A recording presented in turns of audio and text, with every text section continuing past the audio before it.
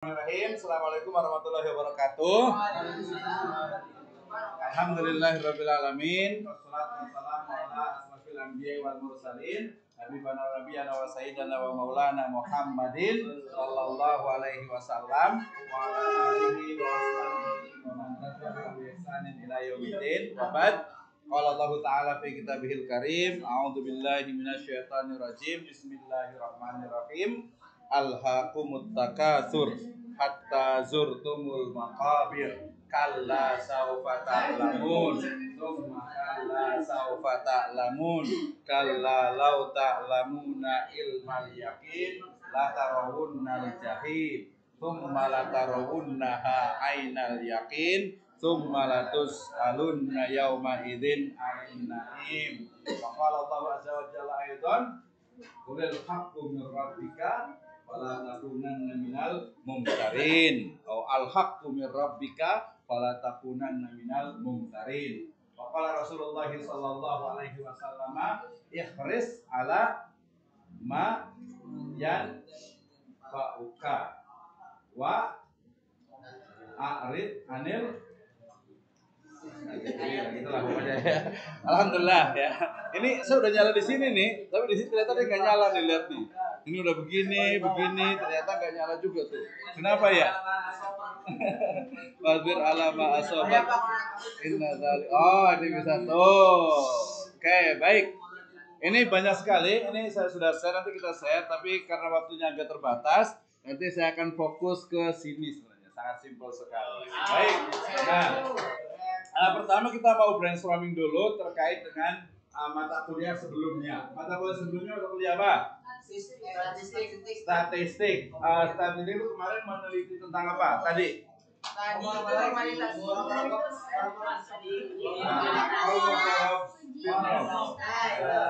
Oke, itu tujuannya untuk apa? Untuk meneliti apa? Normalitas. Berarti apakah data itu normal atau tidak? Kemudian yang diteliti sebenarnya judulnya apa sih kemarin itu? Tadi itu? Yang diteliti itu apa? Oke, apa? Ya, ini nih. Apa? Benar tadi, benar ya? Oke, tapi nggak apa-apa. Kita kasih contoh saja. Pengaruh sholat duha terhadap akhlak santri. Benar nggak sih? Setuju nggak? Ya hubungan itu sih ya. Jadi akhwat enggaknya walaupun sama aja nggak apa-apa. Misalnya kemarin tuh ada tadi juga di kelas C itu mau meneliti tentang pengaruh program pembiasaan sholat berjamaah terhadap karakter rohani. Nah, berarti karakter rohani kita ganti dengan terhadap karakter atau terhadap akhlak siswa. Berarti yang diteliti apa? Siswa. Yang diteliti adalah akhlak siswa. Nah, akhlak siswa itu diteliti, kemudian dicari faktor-faktor yang memengaruhi dari akhlak siswa itu. Kira-kira yang memengaruhi akhlak siswa itu apa? Yang bisa mewujudkan akhlak siswa itu baik apa saja? Apa saja? Pembiasaan apa? Lebih spesifik. Apa? Sholat boleh. Sholat ya, ibadah, sholat berjamaah satu. Yang kedua apa lagi? Siswa itu dia itu akan akhlaknya baik, apa aja yang mempengaruhi? Kalau sopan salam itu dia karakter dari akhlak yang baik itu. Yang mempengaruhi dari akhlak siswa. Jadi akhlak siswa itu akhlaknya akan baik kalau apa? Apa yang mempengaruhi? Guru yang mencontohkan, berarti teladan guru. Tadi yang pertama adalah sholat berjamaah. Terus apa lagi? Puasa boleh, mungkin ada puasa. Terus apa lagi? Pergi haji juga. Nggak nyambung. Apa lagi? Oh, sedekah. Ya oke lah, masih agak bisa lah ya. Apalagi yang akhwat kira-kira? Agar siswa itu dia punya akhlak yang baik lagi. Apalagi? Jadi akhlak siswa itu biar baik, apa yang mengaruhnya? Lingkungan. Tuh, selain lingkungan apa lagi? Ngaji, kalau ngaji. Nah, kalau dia ngaji baca Al-Quran boleh. Nah, Berarti begini, kalau kita mau meneliti, dengarkan, kalau kita mau meneliti tentang akhlak siswa, terus ingin tahu faktor yang mempengaruhi dari akhlak siswa itu, atau akhlak siswa, atau mahasiswa, atau kayaknya kalau guru sih contohnya siswa. Berarti apa? Banyak sekali faktornya. Orang tua, ibadah, rajin baca Al-Quran, sholat berjamaah, puasa, sedekah dan sebagainya. Sehingga tidak mungkin diteliti semuanya. Apa? Kalau S1 itu hanya cukup X-nya itu satu saja. Ya boleh. Nah, X hanya satu saja. Padahal kalau kita mau meneliti, kalau tadi kuantitatif karena dia pengaruh-pengaruh. Kalau kualitatif berarti apa? Yang menjadikan siswa itu baik, kira-kira apa? Yang menjadikan siswa akhlaknya baik, yang dia seolah-olah itu tidak rasional dan tidak bisa diukur, apa kira-kira? Kalau rajin ibadah itu kelihatan, teladan juga kelihatan. Nah, agak bisa.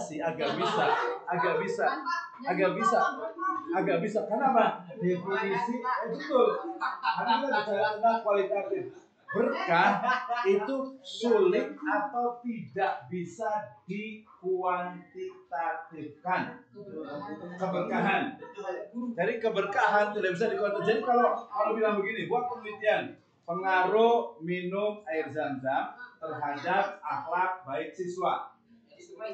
Dia nggak bisa. Kenapa? Karena cenderungnya itu kepada apa? Hanya minumnya, bukan dari keberkahannya. Nah, tadi yang saya maksud itu adalah apa? Doa orang tua. Yang itu dia tidak bisa dikuantitatifkan. Nah, tidak bisa dirasionalkan. Dan kalau tadi kuantitatif, statistik itu baru sampai ke tadi siapa? Kolmogorov, Smirnov. Itu dia hanya bicara baru tentang data. Dan datanya kalau di kuantitatif harus apa? Harus real, harus bisa diangkakan, harus betul-betul numbers. Beda dengan apa? Nanti kita bicara tentang kualitatif. Nah, hari ini kita akan juga challenge juga. Nanti ada sekitar 9 sampai 10 metode penelitian karena yang kuantitatif sudah diajarkan nanti oleh Pak Dr. Zainal, maka saya mungkin akan fokus kepada kualitatif. Nah, boleh dicatat nanti kita pilih satu kelompok nanti cukup mungkin kayaknya 2 deh, paling banyak itu 3 orang. Ya, nanti kita akan bagi, kita nanti akan buat PPT dengan juga nanti semacam tulisan itu untuk kayak book chapter. Tapi khusus di bidang pendidikan agama Islam. Oke ya. Itu nanti kita akan bagi. Sebelum saya masuk ke materi, saya mau nanya dulu tentang metode penelitian. Siapa yang belum paham mau bertanya tentang metode penelitian atau nanti saya tanya. Yang dari akun ada yang mau tanya tidak tentang metode penelitian? Ada yang mau nanya nggak? Ada yang mau tanya tidak? Bingung kan? Nah, bingung itu salah satu dari objek penelitian. Kenapa bingung? Karena tidak tahu. Kosong gitu kan ya. Nah, sudah. Ini pengen tahu tentang apa? Ingin tahu tentang apa? Ya, ingin tahu tentang apa? Tentang apa? Pengen tahu tentang apa? Tentang sesuatu yang kalau untuk tahunya itu harus melalui penelitian. Misalnya,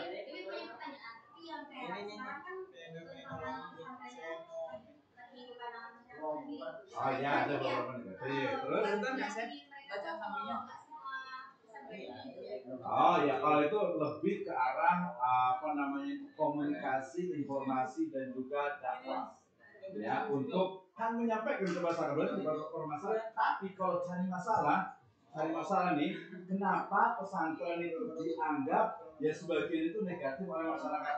Menurut penelitian, iya gitu. Kenapa masyarakat memberikan stigma pesantren itu negatif? Ya tidak semuanya, beberapa. Nah itu berarti pakai metode penelitian. Caranya bagaimana? Ya bisa pakai survei, bisa juga pakai kualitatif, observasi dengan interview. Iya, itu kalau kualitatif. Ya udah, terima kasih satu. Yang ikhwannya, yang laki-lakinya, mau ada yang mau ditanyakan tentang metode penelitian? Sebelum nanti saya mau tanya. Ada yang mau tanya nggak? Silakan. Ya jadi misalnya nih kita ingin tahu, misalnya yang paling gampang kalau umur segini kan pasangan kecuali yang ini ya. Dari pasangan, misalnya yang akhwat itu yang perempuan itu ingin tahu sebenarnya sifat asli dari laki-laki itu kayak gimana sih? Gitu kan ya. Nah, kemudian sifat ini dari perempuan itu kayak gimana sih kira-kira? Nah, itu pakai penelitian harusnya itu. Terutama mungkin nggak apa yang laki-laki misalnya cari bener nggak sih akhwat itu perempuan itu kebanyakan materialistis? Iya. Benar. Nah, itu namanya subjektif, belum tentu benar. Ini namanya kalau di kuantitas namanya itu hipotesa atau hipotesis yang belum tentu kebenarannya. Gitu ya. Mungkin ada benar tapi bukan di sini tapi di luar sana. Oke ya. Baik, Yurana, nggak ada yang mau nanya nih, bener nih. Saya mau nanya yang ini coba. Nah, gantian. Ya. Kalau Rukun ada berapa itu kan tinggal baca ya kan gitu ya. Apa namanya ini Islam kan ya? Sebelah kan. Nah, bagaimana untuk meneliti bahwa Islam itu adalah agama yang paling benar? Gimana nih? Kalau sahadat belum lah. Ya udah, oke, nggak apa-apa lah sahadat. Sahadat itu caranya gimana? Rukun sahadat ada berapa? Syahadu. Rukun itu kalimat 8. Rukun sahadat ada berapa? Rukun sahadat berapa? Iya. Harus mengucapkannya dengan yakin. Serius. Ya, pasti serius lah, masa main-main. Dengan yang yakin. Satu yakin, setelah yakin Iya. Hah? Pilihannya datang ke penghulu. Nah, coba Robert nih, rukun sahadat apa?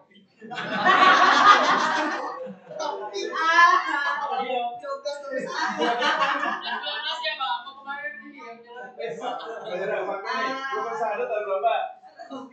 Rukun sahadat. Ya.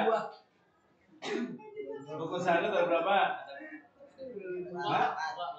Nggak tahu ya, ya mungkin karena itu beda-beda istilah sebenarnya sih. Tapi kalau syahadat itu kan harus ada rukunnya. Itu untuk mengetahui rukun dari mana kira-kira? Kan nggak ada mungkin. Nabi itu mungkin nggak pernah, mohon maaf masalah ya, mungkin nggak pernah mengajarkan syahadat rukunnya adalah begini. Ustaz Koyubi, ini kan ya. Ustaz gimana Ustaz siapa sih? Apa aja bebas ya. Yaudah Ustaz bebas. Rukun syahadat ada 2 ya, apa aja? Kayaknya itu bukan rukun deh, tapi itu jenis. Iya kan? Kan jenis syahadat apa? Syahadatul tauhid dan syahadatul rasul. Kayaknya itu jenis deh. Iya. Bukan rukun. Jadi rukun itu kan sesuatu yang harus ada pada itu. Berarti kalau tidak ada syahadat kan juga. Kalau cuma syahadat kalau saja ada Iya betul. Tapi itu bukan rukun. Rukun itu sesuatu yang ada di dalamnya. Sesuatu yang ada di dalamnya bukan dari cerita. Oh ini yang satu ini la ilaha illallah, ini syahadat tauhid, Muhammad Rasulullah, ini syahadat Rasul. Itu kan ya. Itu berarti jenis tuh. Ada yang tahu nggak? Kepala ini salah lagi. Ketua kelas nih kalau bisa kita ini aja ya. Lekserkan ya. Apa? Dua. Apa? Kayak nyontek di ChatGPT nih. Ya enggak apa-apa. Kalau ini apa lisan? Kalau bilisan salah mengucapkan berarti. Niat. Iya. Ada mau jawab nggak ya perempuan? Apalagi satu lagi bilisan. Perbuatan amal. Satu niat. Kalau lisan dengan perbuatan itu dia implementasi praktek dari syahadat. Kalau di lisan niat dan tertib Islam. Kalau bil qalbi belum tentu. Masa bil qalbi sih? Coba lihat di ChatGPT deh. Yang ChatGPT. Yang ini tahu nggak? Rukun syahadat. Ini syahadat. Iya, berarti rukunnya apa? Rukun syahadat. Ada 2.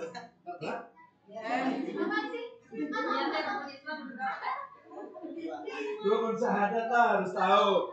Itu sebenarnya secara qot'i artinya secara kata Nabi itu mungkin tidak menyebutkan, tapi para ulama itu membahas ternyata kalau orang syahadat itu harus ada rukunnya. Nah kalau mengetahui berarti dia bukan rukun kayaknya, dia lebih kepada syarat atau mungkin sesuatu yang harus ada pada syarat, ada pada istilahnya itu pada kalimat tersebut. Tapi kalau dia nggak tahu, bisa nggak orang itu dia baca syahadat nih, asyhadu alla ilaha illallah wa asyhadu anna Muhammadan, tapi dia nggak tahu artinya. Cuma tahu global aja, oh tahu ternyata syahadat itu bikin apa orang itu masuk Islam aja. Sah nggak? Tidak. Tahu maknanya Pak? Tidak. Tahu maknanya maksudnya hanya tahu aja bahwa oh tahu ini adalah maknanya itu kita masuk Islam, kan itu juga sah nggak? Enggak. Tidak meyakini Pak. Ya lah itu pendapat masing-masing lah bebas. Tidak. Karena itu bagian dari agama silakan gitu ya. Tapi nanti udah ketemu belum? Ada yang ketemu nggak rukun syahadat? Ada dua kata. Apa aja? Niat dan tertib. Ini mah sama kayak Ustaz Khalid tuh. Apa tuh? Syahadat tauhid sama syahadat terus. Itu ini apa rukunnya? Ada Nemunya gitu. Yakin. Apa tulisannya baru rukun syahadat? Apa aja? Ini lagi Pak. Ada kabul. Yang nggak ada kabul lah. Lu kabul nikahan. Hah?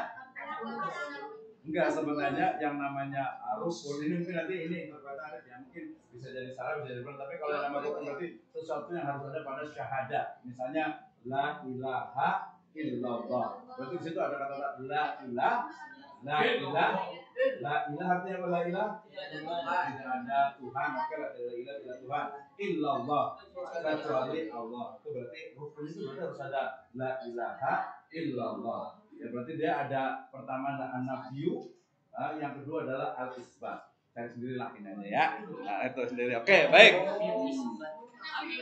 Hah? Lagi. Hah? Kita bahas ke sini.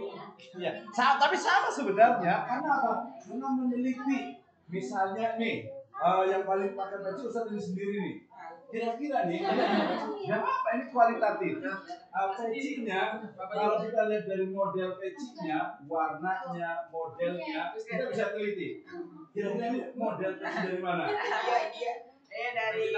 Kemudian ini kenapa nggak ada pakai peci? Ini baru satu nih. Kita bagian rojak. Apa itu? Tapi, nah kita mau gini. Coba, saya pengen tahu tentang ini kayak nggak apa-apa, pikir juga bukan istilah sih. Hukum memakai peci untuk menutup kepala Ustaz Fakih? Memakai peci menutup kepala? Hukumnya mah nggak ada karena peci itu kan budaya. Budaya, terus? Secara syariat nggak ada. Nggak ada ya? Kalau memang Ustaz Khalid ini, kenapa pakai peci? Kan itu budaya. Kenapa pakai peci? Karena sudah nyaman aja sih. Hah? Karena sudah nyaman pakai peci aja. Karena sudah ada? Nyaman aja. Oh, sudah nyaman pakai peci. Ya. Nah, oke, kalau peci mungkin harus sedikit. Peci Pak. Ya. Bisa ada yang mengatakan sunnah juga.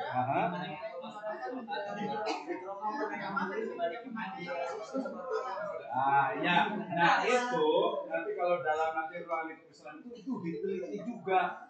Ya diteliti. Kenapa sih orang dulu itu kenapa Nabi SAW itu beliau itu ketika sholat itu tidak pernah apa istilahnya itu membuka kepalanya.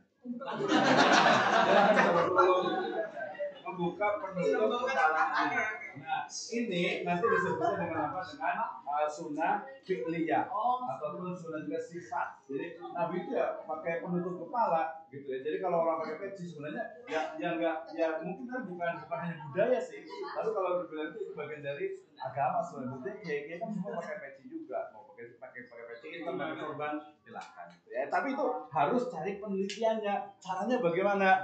Nah, itu termasuk di pendidikan. Ya kenapa kalau di pendidikan di pesantren kenapa ya semua pakai peci ya? Ada nggak sih pesantren yang nggak pakai peci? Ada, itu pesantren modern biasanya. Kalau Sekolah doang ya? ada juga pakai sekolah kan? Iya. Tujuannya untuk apa tuh? Jadi menyesuaikan. Biar seragam ya, biar seragam. Tapi kalau menurut saya berdasarkan penelitian harusnya menurut saya tadi juga sekolah itu kayaknya bukan hanya nyamannya itu karena setelah ada ideologi. Nah, kita ngomongin tentang ini nih, tentang penelitian. Gitu kan ya. Jadi, seseorang melakukan sesuatu itu pasti ada yang pertama itu adalah basic assumption. Asumsi dasar. Ya, basic assumption. Sama itu ketika orang melakukan penelitian sesuatu, dia pasti ada basicnya. orang nyaman, ya nyaman itu karena memang karena terbiasa. Yang akhwat misalnya bisa jadi nih pakai hijab, pakai hijab mungkin panas, mungkin gitu ya, bisa jadi awalnya atau mungkin sekarang juga panas juga nggak apa-apa juga sih. Tapi kan mungkin ada satu hal kenapa, gitu ya. Saya mau tanya yang mana ya? Oh yang belakang sini berarti ini. Nah gini nih, coba kenapa pakai hijab? Berdua deh, bertiga deh. Kenapa pakai jilbab? Tahu dari mana? Tahu dari mana? Ikutin apa? Ikutin mana? Ya kayak yali-yali. Tahu dari mana? Tahu dari mana? Nyali-nyali. Dari mana tuh? Dari mana? Gila tuh. Hah? Bener nih. Emang udah melakukan penelitian? Bukan misinya. Itu berarti butuh penelitian. Ini pentingnya metode penelitian. Jadi seorang akhwat dia pakai jilbab itu kenapa? Oh katanya mungkin ada disuruh orang tuanya, mungkin dengan dari sebenarnya dari guru itu salah satu dari cara juga, tapi harusnya itu lebih cari lagi. Kalau ini jawab eksperimen.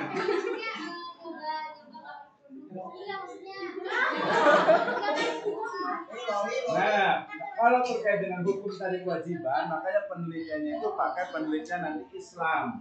Yang disitu nanti bisa pakai usul fikih, bisa pakai maqasid. Iya, maqasid syariah juga. Jadi dia bagian dari metode penelitian. Usul fikih berarti bicara tentang kenapa. Jadi dari sekarang harus cari nih, kenapa ya akhwat itu pakai jilbab? Gitu ya.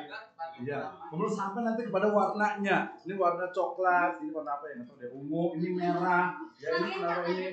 Ini kenapa suka? Kenapa pakai jilbab warna merah? Yali-yali. Hah? Suka nggak sih pakai warna merah? Biasa aja. Oh bisa. Yang suka warna apa? Warna ungu. Oh, warna. Kenapa suka warna ungu? Oh, nah salah. Nah, ini jadi juga objek penelitian. Iya betul. Warna ungu itu. Bentar saya tuh prodi di salah satu saya prodi muamalah. Prodi muamalah itu skripsinya kemudian dengan seragam itu warna ungu. Selalu orang itu bilang mohon maaf ini ya. Kalau ungu itu bilang tadi janda. Iya. Kenapa coba? Itu harus diteliti. Harus diteliti. Nah sekarang saya tanya. Oke, pertanyaan buat cewek.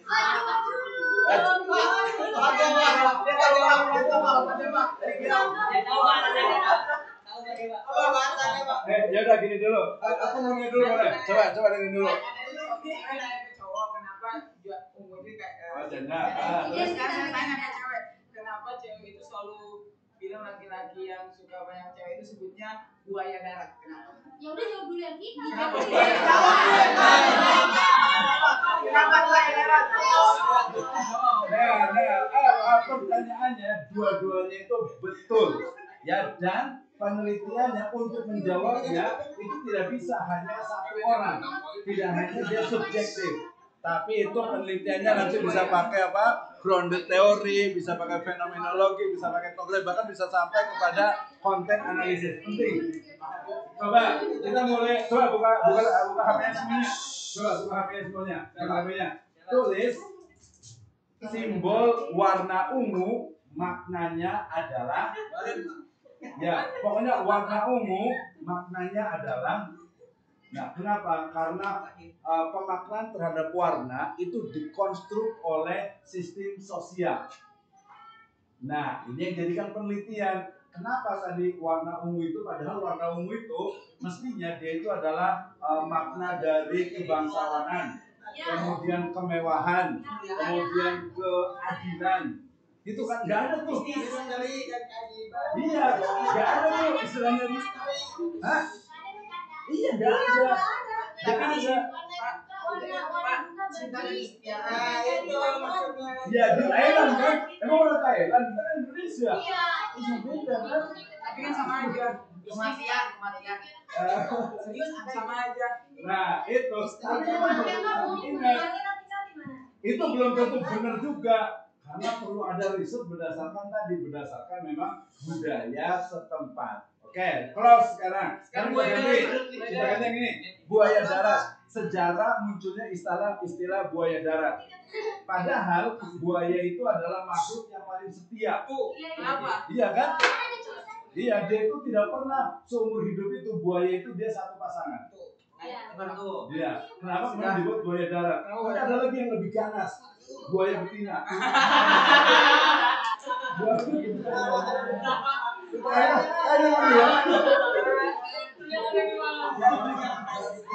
Coba ketemu nggak? Yang buaya darat ketemu nggak? Karena apa ya?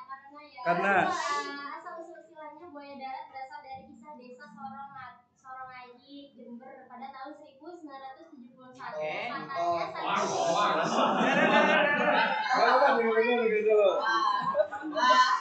Terus lanjut.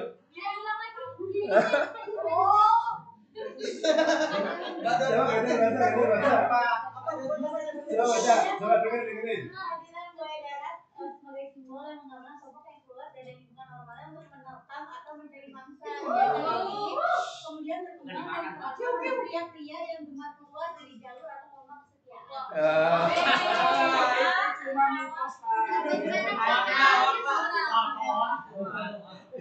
Ya itu memang itu. Nah tapi kalau dari sisi penelitian istilah buaya darat itu muncul kapan? Tadi kan ada kayak semacam mitosnya. Kemudian ini juga ada semacam subjektivitasnya. Tapi sebenarnya ada istilah yang lebih utama lagi, nanti dicari yang benar itu yang mana sebenarnya. Seperti itu. Ya kalau tadi yang warna ungu itu sebenarnya lebih kepada budaya masyarakat yang berbeda-beda. Warna ungu itu juga bagian dari penelitian. Warnanya ungu apa nih? Biru. Warna apa nih? Kenapa pakainya warna biru? Karena bicara aja ke kulit. Warna kulit. Ini kenapa pakai cincin di sebelah kiri? Karena suka aja. Suka aja. Enggak. Kenapa enggak di sebelah kanan? Karena satanis. Ya udah, oke, udah cukup. Ya udah, kita masih kasih kesempatan untuk memang bertanya. Ada yang mau nanya enggak? Ada yang mau nanya enggak? Yang ini coba tadi jawab yang kenapa pakai hijab? Kenapa pakai jilbab? Jawabannya Nikop. ya pakai jilbabnya aja. Ada yang bisa jawab nggak sih? Ahmad nih. Jadi kalau bisa biar lagi deh. Iya, kenapa seorang perempuan yang sudah balik harus pakai jilbab? Tahu dari mana itu kewajiban? Al-Quran di mana? Ayat berapa? Al-Ahzab ayat 59.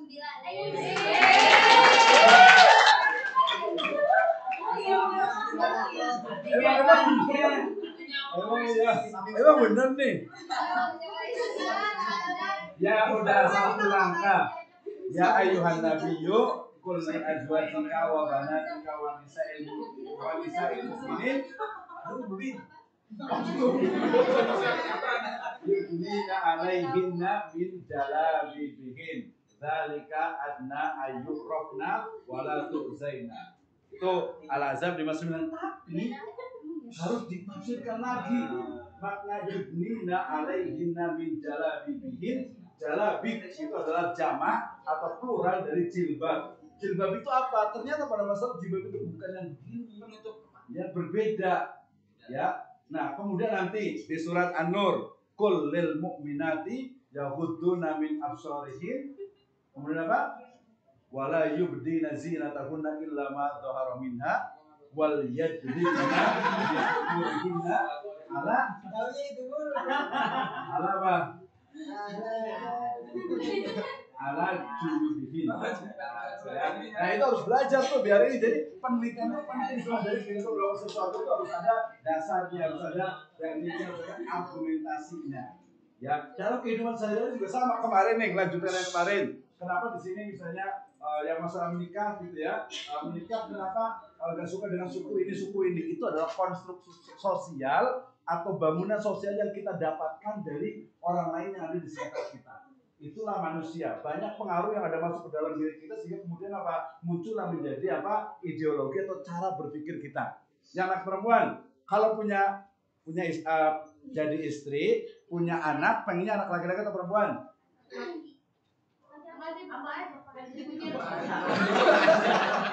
Anak laki-laki. Kalau ada perempuan.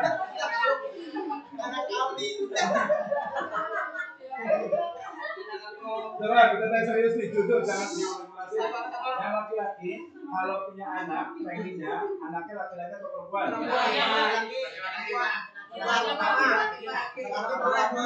Ya, tadi yang saya bilang laki-laki.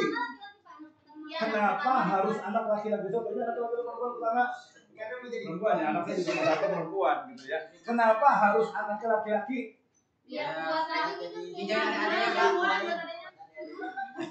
Ini termasuk berarti ideologinya pragmatisme. Pragmatis, urus adiknya aja. Kenapa? Nah, lagi-lagi dalam metode penelitian itu adalah hasil dari cara berpikir seseorang yang dipengaruhi oleh apa? Oleh lingkungannya dan juga pemikiran-pemikiran sebelumnya. Kenapa? Karena berarti bisa juga nih kalau kita bilang mirip jahiliyah juga, pengennya anaknya itu laki-laki. Kenapa? Laki-laki itu tadi bisa perang, bisa cari duit, bisa istilahnya itu belain adiknya, belain ibunya, seperti itu. Padahal harusnya ya tidak, laki-laki mau perempuan harusnya ya sama aja. Hah?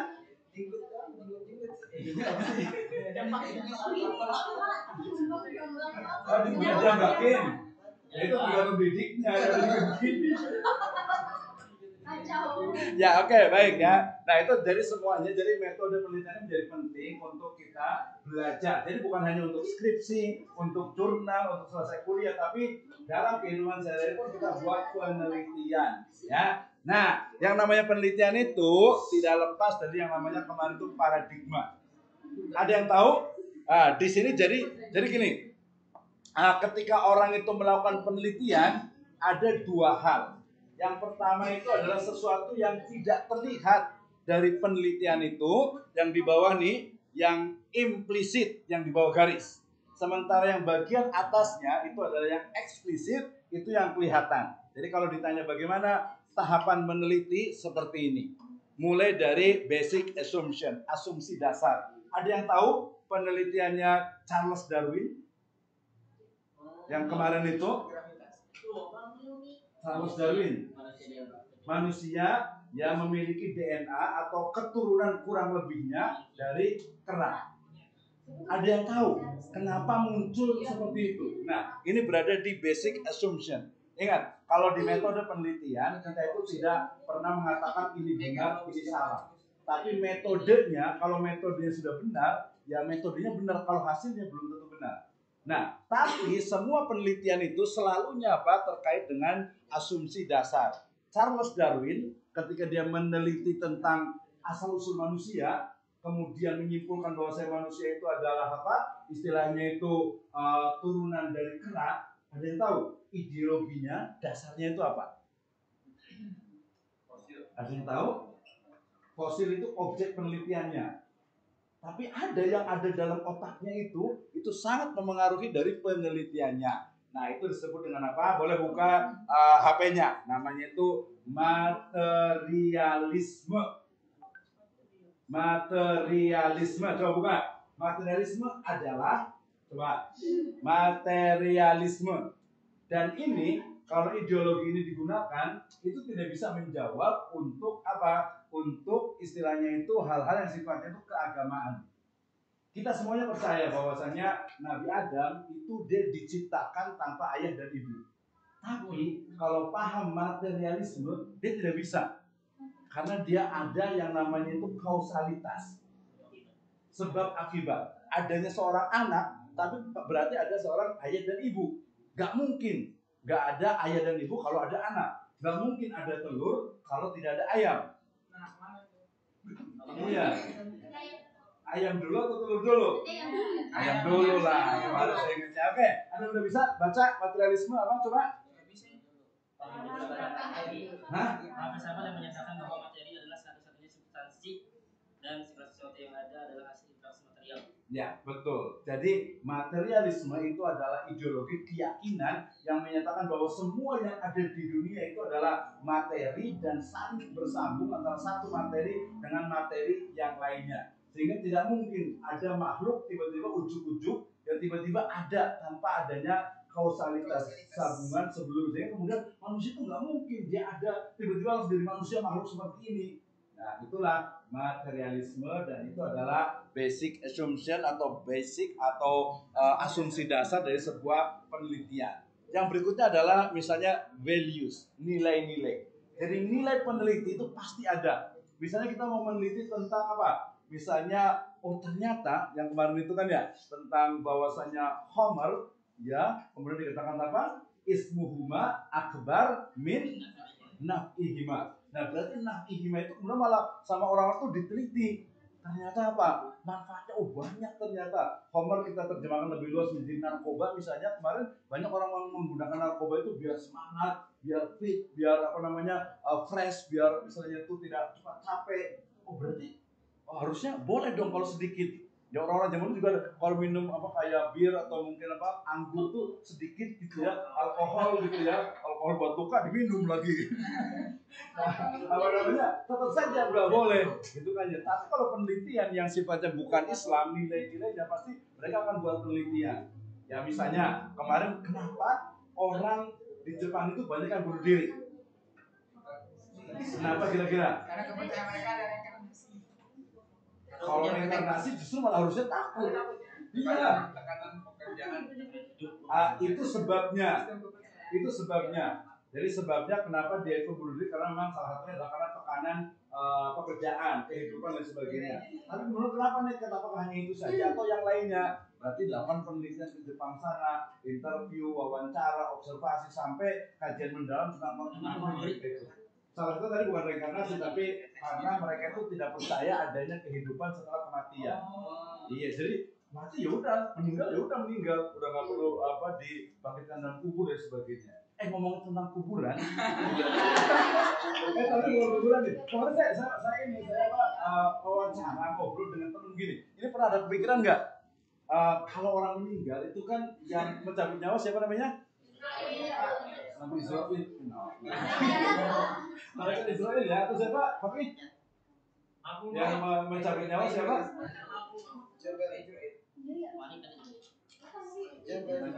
Malaikat Israel ya?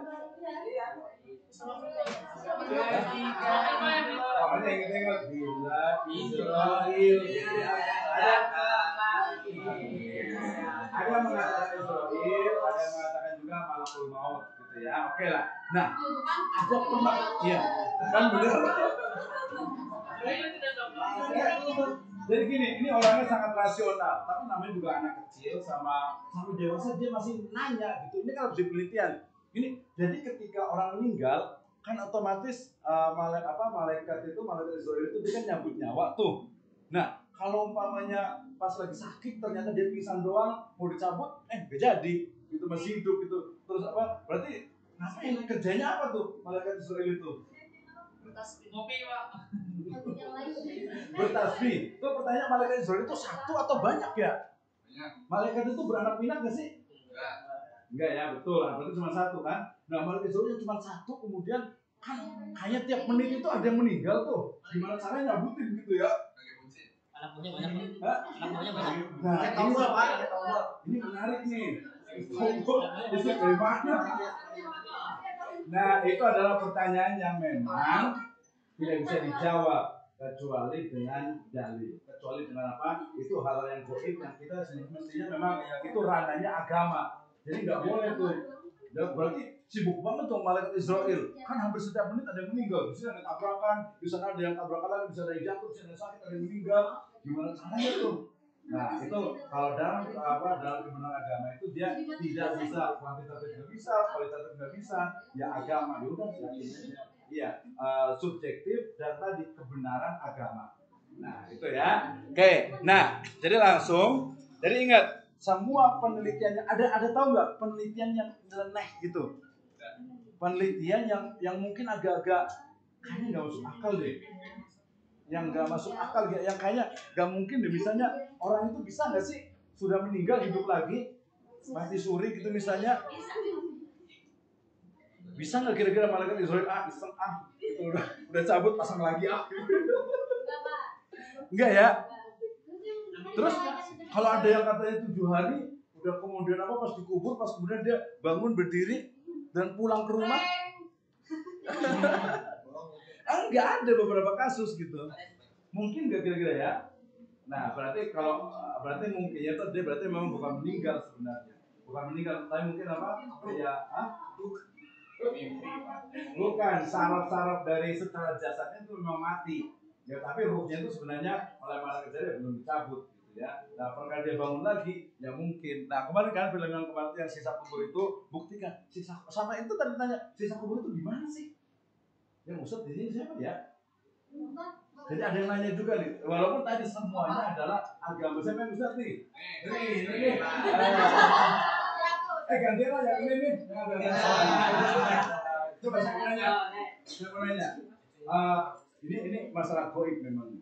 Kalau orang itu sudah meninggal, kemudian di alam kubur, bukan alam kubur ya, alam kubur atau alam barzah, itu mereka bisa nggak ngobrol, ngopi-ngopi cantik gitu? Bisa. Oh dari mana? Kayak alam-alam kita aja. Masa sih? Nggak pernah ada. Kalau kita lo aja. Yang apa? Yang tahu agama siapa sini? Coba tanya yang ini. Era Pak. Yang ini. Enggak lah, yang ini berarti kan juga ini tapi ini penting loh. Ini bagian dari keyakinan karena orang yang coba ada yang percaya di sini. Kalau orang yang sudah meninggal, kemudian ada tradisi, tradisi tahlilan, benar nggak sih orang itu datang yang meninggal? Benar nggak nih? Nah, Ustaz Kalyubi berarti ini benar nggak sih? Kalau secara adat ya ada juga sebenarnya. Kalau dalam meyakini mungkin karena pernah lihat juga sih. Pernah lihat juga gimana ceritanya? Tetangga sih Pak. Tetangga. Nah, terus? Itu hari ketiga sih. Oh, dengerin. Saya ngobrol Pak. Oh, ngobrol. Iya, saya ngobrol. Ngobrol lebih cantik gitu. Yang itu biasa lah. Nah, terus? Ternyata ada saudara ngobrol sama siapa? Oh, dia nggak lihat tuh saudara itu. Iya, tapi bahwasanya nggak tahu ternyata ini sudah meninggal. Oh, gitu. Tiga harinya. Itu berarti kayak di film juga yang gitu. Nah, pertanyaannya lanjut lagi. Ini masalah agama penting juga, walaupun nanti saya nggak mau lebih ini sebenarnya sih. Itu berarti ada yang bilang itu katanya korin. Kalau bilang berarti korina.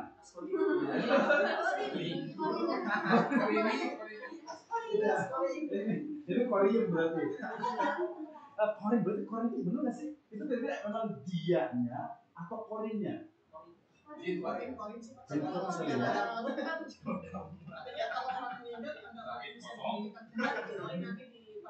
Iya, tapi kan ada riwayat juga sebenarnya orang yang meninggal itu sebenarnya bisa melihat kita ya, bisa melihat kita, tapi benar nggak sih bisa komunikasi?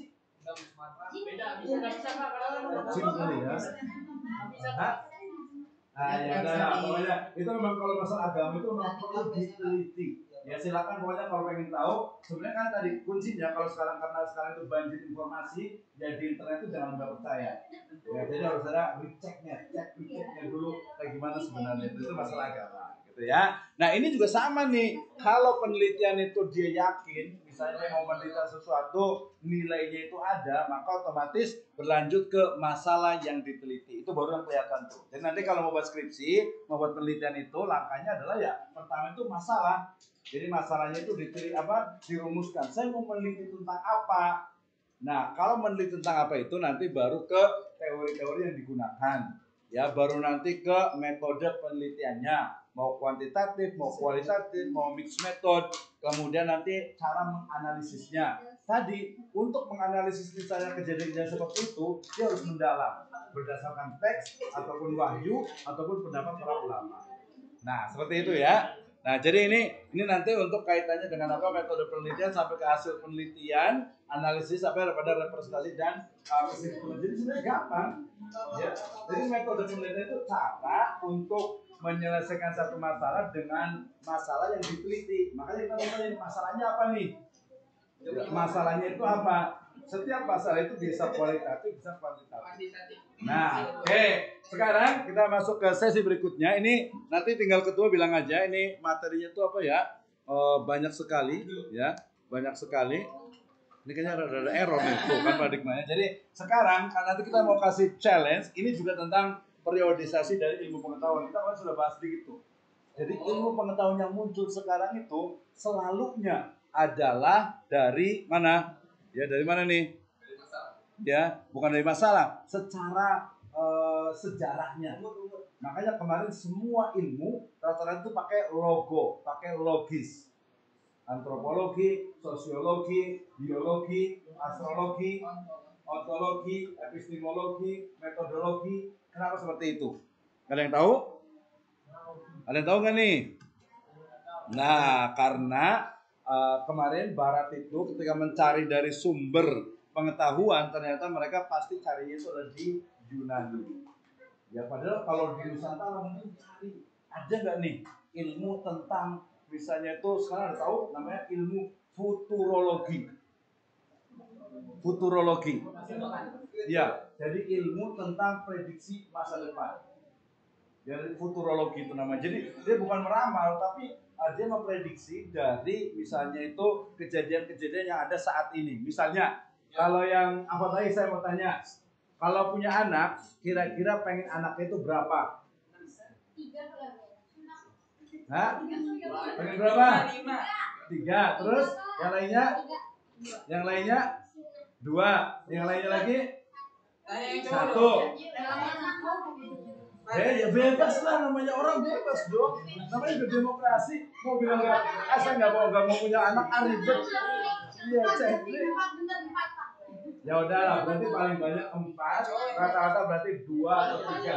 Yang laki-laki 11.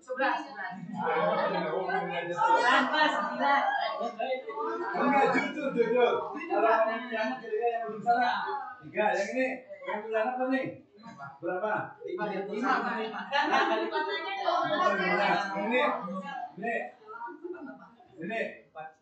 Ini.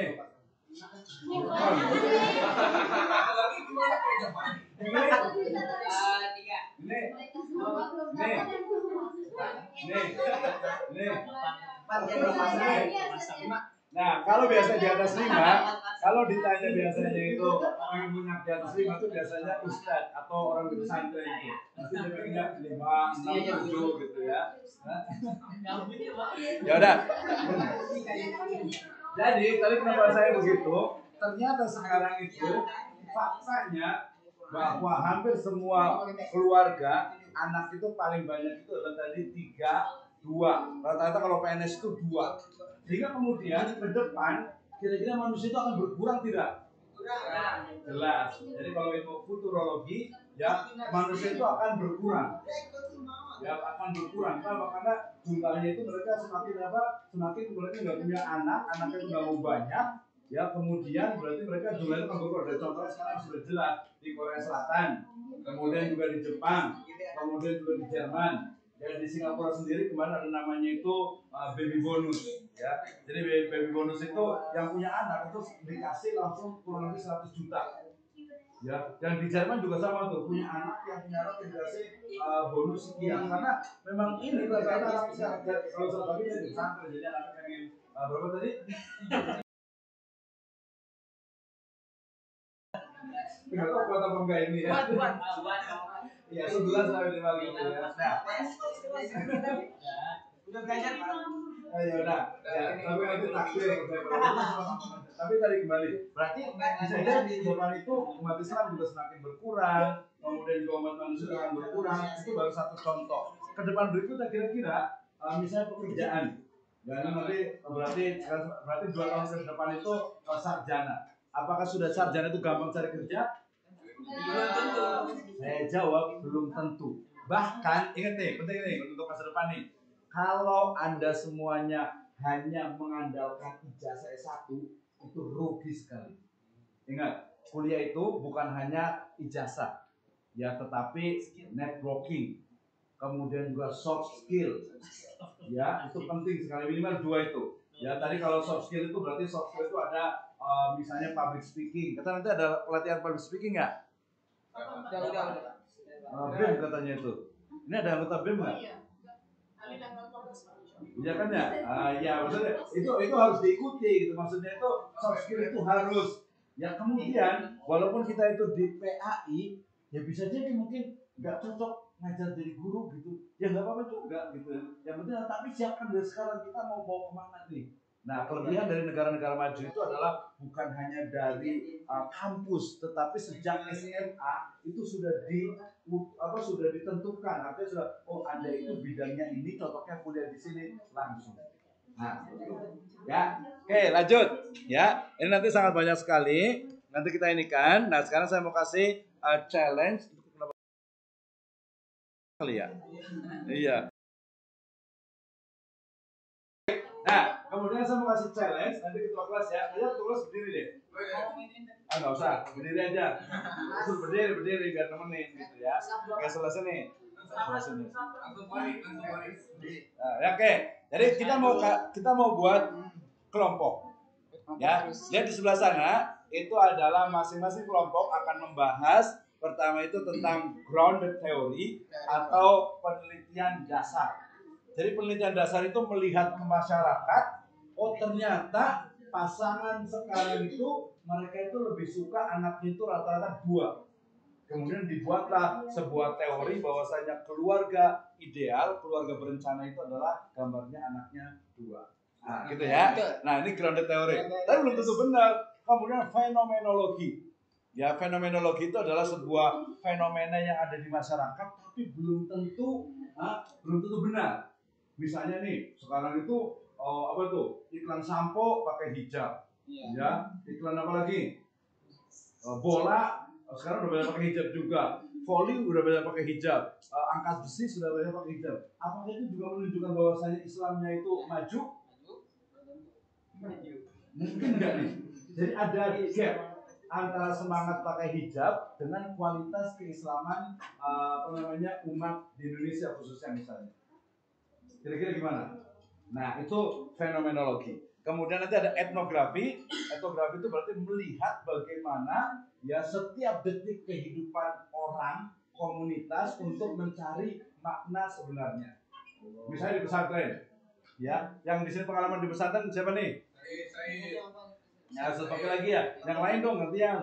Asli yang bisa bagi terus nih. Yang mana yang ini ya? Ismut yang ini. Ini bukan Ismut. Kan Ismut nih. Nah, nanti kalau kita ingin tahu tentang kehidupan pesantren yang betul-betul asli. Asli maksudnya itu tidak dimanipulasi. Maksudnya tidak dimanipulasi, betul-betul pesantren ya ada suka, ada duka, gitu kan ya, ada menyenangkan, ada tidak menyenangkan dan sebagainya. Mungkin kemarin tadi kan kalau pesantren ada isu negatif, ternyata ya mohon maaf ya ada di beberapa tempat. Dan itu mungkin godaan. Kalau di mohon maaf di daerah Jawa Tengah, Jawa Timur sana lebih penelitian itu lebih detail lagi tentang misalnya nih mohon maaf banget gitu. Misalnya pesantren putri pasti ada affair-nya. Pesantren laki-laki pasti ada affair-nya. Dan itu fakta. Gitu ya. Dan itu fakta. Di Madura, di Jawa Timur tuh sudah cari risetnya itu banyak sekali tentang dunia pesantren. Nah, itu caranya nggak mungkin. Kalau diwawancara pasti ya nggak mau lah diwawancara gitu ya. Makanya taunya ya berarti harus hidup dengan mereka, maksudnya itu berada di lingkungan mereka. Mungkin seperti apa? Misalnya nih, sedih banget juga tuh yang dulu kisah debannya yang di Bandung, yang Ustadz siapa tuh? Yang Ustadznya ganteng juga tuh siapa tuh Ustadz yang dihukum mati, yang dihukum meninggal di Amerika ya? Pesantrennya di Bandung.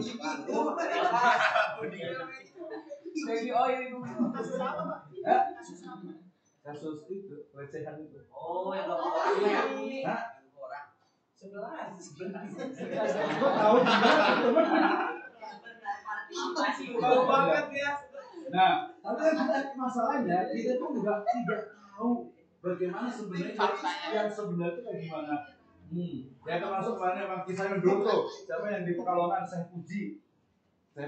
Tahu Syekh Puji nggak? Iya Wati. Ada Syekh Puji. Syekh Puji yang menikahi anak itu baru usia berapa? Oh iya. Iya kan? Sekarang udah tua kali ya? Iya. Iya kan Nabi itu ya. Iya. Enggak sih bukan di bawah umur. Kalau di bawah umur berarti ya 0 hari berarti. Kan di bawah umur. Atau Panji Gumilang. Kalau Panji Gumilang itu nanti riset lain lagi. Apakah dia betul-betul Ideologi dia, ideologi. ideologi, betul. Karno. Makanya Soekarno juga harus tahu bagaimana penelitiannya. Tadi etnografi, library research, ini Pak ini kayaknya nih harus library research. Library research itu meneliti tentang ya sebenarnya pustaka, tapi kalau di PAI di Islam itu ya kitab-kitab turos, kitab-kitab ulama. Ya jadi dikaji benar-benar ini bahasa Arabnya itu artinya apa, apakah bahasa Arab dulu itu sama dengan sekarang, kemudian maknanya itu seperti apa dan seterusnya. Ada kayaknya yang agak-agak sedikit itu apa ya? Ini ada apa ya? Tahu ya? Ada bu apa? Izar. Ada bu izar ya? Pernah dengar nggak sih? Ada bu izar. Jar hoki. Tahu izar nggak sih? Tahu izar nggak sih? Saya pernah dengar nggak ada bu izar? Pak izar. Aduh, praktek kali. Pak izar kali. Sarung berarti. Sama gitunya. Itu ada. Sarung. Izar ada ya. Ada bu izar juga ada juga sebenarnya itu. Iya. Gitu. Itu yang mengenai pertarungan. Iya. Ya udah lanjut. Terus nanti ada apa? Case tadi. Nah, kita mau pilih nih. Ini kelas nih. Kepala sekolah. Kelompoknya mau kayak gimana nih? Gimana udah buat kelompok belum? Belum. Udah punya baru kelompoknya. Kelompok ini sih.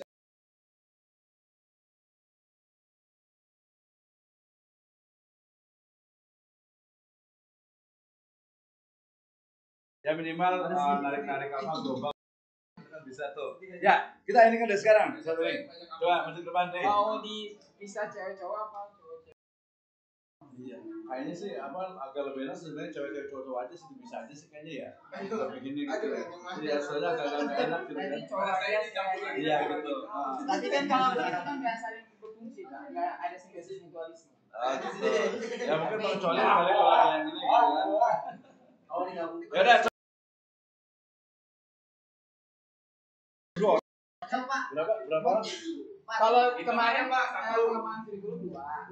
Ada yang tiga juga sih. Aha. Tapi bagaimana baiknya? Dua aja. Dua atau tiga? Dua aja, tiga sih dua. Dua atau tiga? Iya, ya betul lah, berarti 2 atau 3 Iya, kan. Ustaz. Iya, kan? Oke, coba berarti kita tunggu dari sekarang aja. Ya, Kita boleh. catat. Catat. Ya, yang satu tadi tentang grounded theory.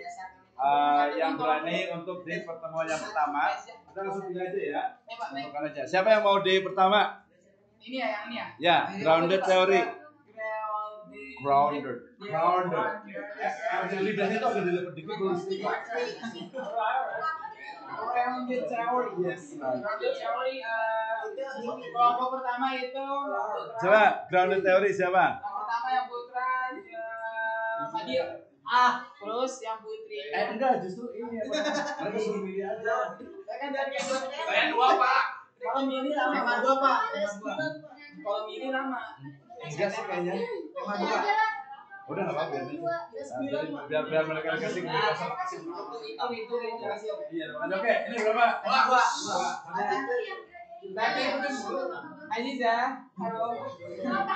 Ini sama Ismet kelompok dua. Fenomenologi. Enggak jadi sih. Nggak jadi. Dia surat dua. Suren. Surat dong. Surat itu. Bahasa apa sih surat? Itu bahasa Masa tuh kelompoknya berapa orang? Dua aja dulu. Yang berani Oke, kelompok dua udah dapat, sekarang kelompok satu. Enggak, pilih aja. Iya, ada mau. Kalau bisa pilih aja, Pak. Tadi nomor dua banyak yang mau, Pak. Enggak apa-apa kan udah duluan. Yaudah, sisa nomor 9, 1, 3, 4, 5, 6, 7, 8. Milih. Siapa mau? Nomor 1 Dede. Dede sama. Saya. Aku nggak mau. Tiga. Itu nomor 10. Ya. Dede sama Isbah. Iya. Berarti metode penelitian dan lain-lain. Tiga. Dede saya. Baru tiga, saya tiga. Dede dua, Pak. Hah? Dua. Udah dua. Tiga siapa? Fadil. Saya. Siapa? Siapa? Udah itu aja yang dua itu udah. Ini 2 sama 1 udah. 3 Fadil sama 3 dulu 3 siapa lagi yang mau 3? Ya udah mana Fadil? Nah, catat langsung. Terus. Tinggal nomor 4, siapa yang nomor 4? Oh iya, nomor 4 ini menarik sekali. Dia netnografi atau virtual etnografi. Jadi meneliti komunitas yang ada di dunia maya. Ya, mau di Facebook, mau di grup Instagram, mau di grup ini. Sabar sebentar. Oke, 4 siapa? 4 Puji sama si dua. Ntar dulu nanti sisanya ya. Jadi kalau mau 3 nanti sisa. Ya, sisa. 2 Puji sama si dia Puji sama 5 Dwi sama Aziza. Jadi Puji sama si Ella. Oke, tinggal 6 siapa? 10 dan lain-lain itu, Pak. ya. Aja, Pak. Jadi metode boleh. Ente udah. 6 siapa 6? Kang Bio namanya Kang Bio. Tio sama Yaudah 6 Tio sama Putri. Ini yang lain. 6 Kang Tio sama Putri. Kang Tio sama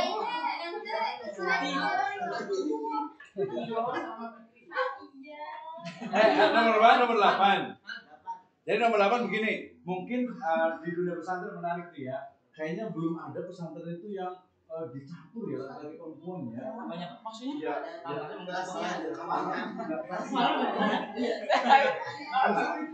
justru itu kenapa berarti gitu? Banyak.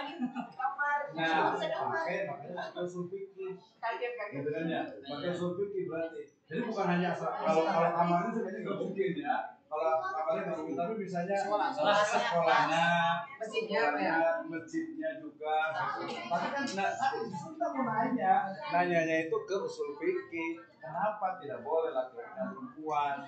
Nah itu kan pasti ada dasarnya tuh, ya kan? Nah pakai usul fikih, gitu. Tuh ya. Ayo, 6 udah. Tio nggak jadi 6 sana. Yo yang mau 6 siapa? 6. 6 itu case study, mau apa paling mudah hanya kalau kolega itu pasti case study studi kasus. Satu lagi siapa? Mahes mau? Nomor 6. Yaudah Mahes. Ya gampang. Itu paling gampang kok case study itu. 7 sekarang. Case study kasus. 7. 7 itu konten analisis. Jadi analisis isi. Jadi konten analisis isi. Isinya tuh bisa video, yang diteliti itu bisa video, tetapi paling banyak itu adalah buku tulisan. Ya tulisan misalnya itu tidak boleh tadi ikhtilaf misalnya. Berarti kan dikaji tuh. Ya istilah itu apa sih? Campur laki-laki dengan perempuan atau mungkin khalwat, ya laki-laki dengan perempuan di satu ruangan misalnya. Nah itu mungkin dicarinya itu dari sisi bisa pakai konten analisis. Baik, sekarang Nomor 2 sama siapa? Yang 5 tadi library research, jadi meneliti tentang kitab-kitab, buku-buku ya yang ada sebelumnya atau bisa juga pakai jurnal-jurnal yang ada, itu library research. Yang bahasa bagus itu bibliometrik atau mau diganti bibliometrik. Lagi ya. Jadi apa yang akan bisa meneliti dari jurnal Ya, Tapi cara meneliti cari aja di internet banyak, tinggal ambil aja. Hah? bagi dulu. Iya, cuma metodenya, bukan meneliti, bukan caranya aja. Izin. Mana? Bapak. Bentar dulu Pak ini. Lanjut dulu nanti baru nanya ya maksudnya ya. Kan ini nggak? Nomor 7 boleh 7 siapa? Ayo yang mau. Oh tadi Kak Kang Latif sama siapa yang mau? Yang Putri boleh tuh Kang Latif. Ganteng maksudnya bagus itu ya. hati-hati nih kawan. 7